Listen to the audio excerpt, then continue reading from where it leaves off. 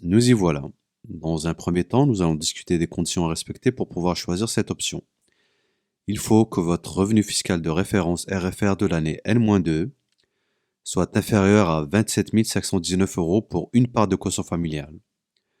Pour deux parts de quotient familiale, votre RFR doit être inférieur à 55 038 euros. En règle générale, votre RFR doit être inférieur à 27 519 euros fois QF, votre nombre de parts. Par exemple, pour 2020, votre RFR de 2018 doit être inférieur à 27 519 euros pour une part.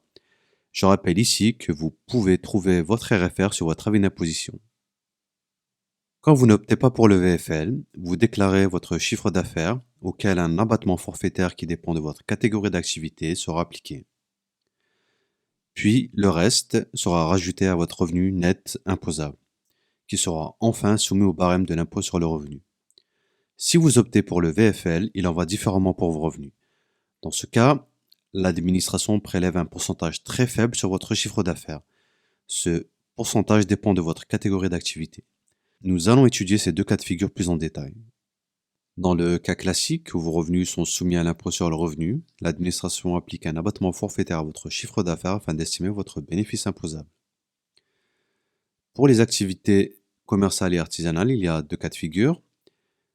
Si vous faites de l'achat-revente ou vente de denrées à consommer sur place ou remporter, un abattement de 71% sera appliqué et le restant sera ajouté à votre revenu net imposable. Pour les prestations de services commerciales et artisanales, un abattement de 50% est appliqué. Et enfin, pour les activités libérales, on applique un abattement de 34%. Le revenu net imposable sera lui soumis au barème de l'impôt sur le revenu. Dans le cas du versement forfaitaire libératoire, si vous faites de la vente, l'URSSAF prélèvera 1% de votre chiffre d'affaires qu'il versera ensuite à l'administration fiscale. Pour les prestations de services, l'URSSAF prélève 1,7% de votre chiffre d'affaires. Et enfin, pour les activités libérales, l'URSSAF prélève 2,2% de votre chiffre d'affaires. Il est important de noter que même si vous choisissez cette option, vous devrez quand même déclarer ces revenus sur votre déclaration annuelle d'impôt. La différence ici est qu'ils ne seront pas soumis au barème de l'impôt sur le revenu. Après cette brève présentation, nous allons expliquer comment savoir s'il est intéressant d'opter pour le VFL. À première vue, dans le cas du VFL, les parts prélevées sont très faibles et on peut facilement imaginer que c'est une très bonne affaire. Cependant, dans le barème de l'impôt sur le revenu, il y a une tranche très intéressante où les revenus sont imposés à 0%.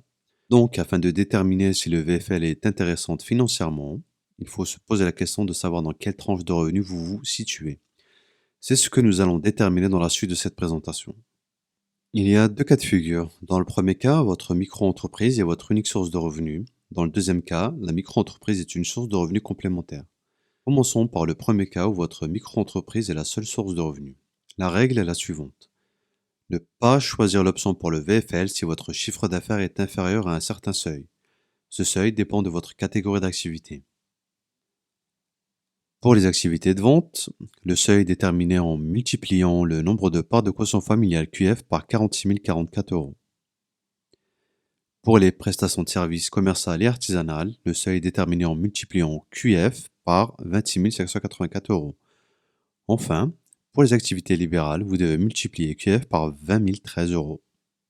Prenons l'exemple d'un micro-entrepreneur, seul, sans enfant, et dont les seuls revenus sont issus de son activité de vente.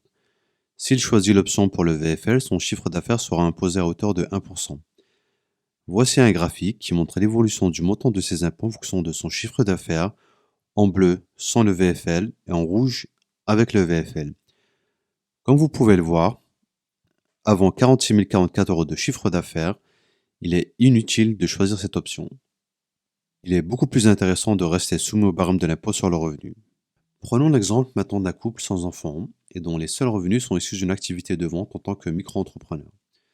Comme vous pouvez le voir sur le graphique, avant 2 fois 46 044 euros, soit 92 088 euros, il est inutile de choisir cette option. Vous pourrez constater avec l'étude de ces deux cas que plus vous avez de parts de quotient familial, moins l'option de la VFL est intéressante. Nous allons maintenant voir le deuxième cas de figure où la micro-entreprise est une source de revenus complémentaire.